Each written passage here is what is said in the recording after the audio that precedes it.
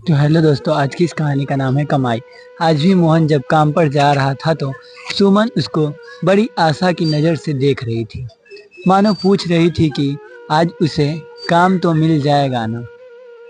मोहन उसकी तरफ देख आंखों के इशारों आश्वस्त कर बच्चे के पास गया। मुनिया और चिंटू दोनों सो रहे थे। मोहन उनकी पीठ पर हल्के हाथों से थपथपाने लगा। बच्चे इस बात से अनजान गहरी नींद में सो रहे थे। मोहन मन ही मन कुछ सोचता हुआ घर से बाहर निकल गया। उसके जाने के बाद सुमन सोचने लगी, कहीं आज भी उसे काम ना मिला तो कल की तरह एक वक्त का खाना ही मिल पाएगा। अपने आप को वह किसी भी परिस्थिति में ढाल सकती थी, पर दोनों बच्चे का क्या करें। चिंटू तो सोकर उठते हैं, दूध मांगने लगता है, और मुनिया को स्कूल भेजना है तो उसे भी टिफिन बनाकर देना है।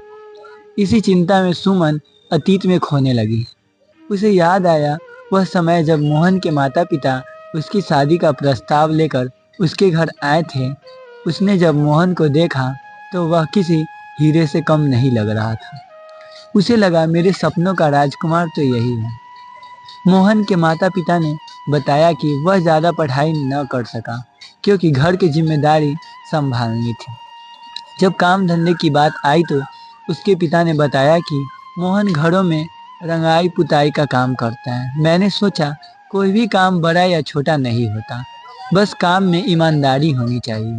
यह सोचकर उसने शादी के लिए हाँ कर दी।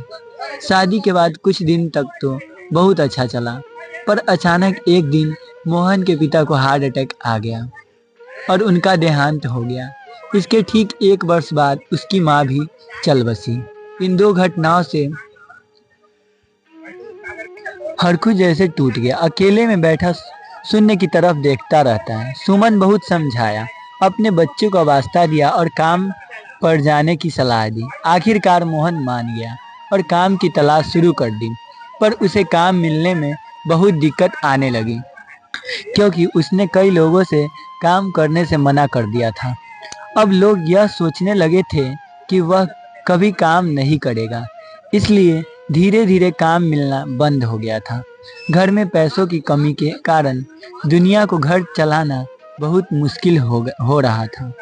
उसकी स्थिति देखकर उसकी माँ उसकी मदद करना चाहती थी, पर दुनिया को यह पसंद ना था। उसने सोचा लोगों के घरों में काम करके कुछ पैसे मिल जाएंगे जिससे उनका गुजारा हो जाएगा। जैसे तैसे करके उसे एक घर में काम मिल गया। चिंटू बहुत छोटा था, उसे घर में अकेले छोड़ना मुश्किल था। वह चिंटू को लेकर काम पर गई तो पहले दिन है मैम साहब ने कहा, तुम्हारा बेटा बहुत शोर करता है, इसे कल से मत लाना। इसके शोर की वजह से मैं सो नहीं पाती हूँ। सुमन सोचने लगी, यह बड़े घर के लोग कितने छोटे दिल वाले होते हैं। इनके घर में इनके अपने बच्चे के शोर से इन्हें कोई दिक्कत नहीं होती और मेरे बच्चे इन्हें काटने दौड़ते हैं। खैर, जैसे तैसे दिन गुजर रहे थे कि एक दिन मोहन शाम में लौटा तो उसके हाथ में मिठाई का डब्बा और मेरे लिए गजरा था। मैं देखते ही समझ गई कि उसे काम मिल गया है। उसने खुश होकर बताया कि एक बड़े बंगले में उसे रंगाई पुताई का काम मिल गया है, आमदनी अच्छी होगी। मैंने ईश्वर का शुक्रिया अदा किया। 1 महीने तक का चलता रहा और पैसे आते रहे, पर बरसात का मौसम आते ही मोहन को काम मिलना बंद हो गया। इस बार की बरसात तो जैसे खत्म होने का नाम ही नहीं ले रही थी। उसकी गृहस्थी पर यह बरसात ग्रहण बन गई थी। हर रोज मोहन काम की तलाश में निकलता, पर बरसात की वजह से घर वापस आ जाता। आकाश में काले बादल आते हैं तो मन में आशंक के बादल मंडराने लगते हैं। अब तो यह बादल बड़े डरावना लगने लगे थे। अपने इसी सोच में डूबती उतरती सुमन बेटी को स्कूल जाने के लिए उठाने लगी और किचन में पड़े उन खाली डब्बे को देखने लगी।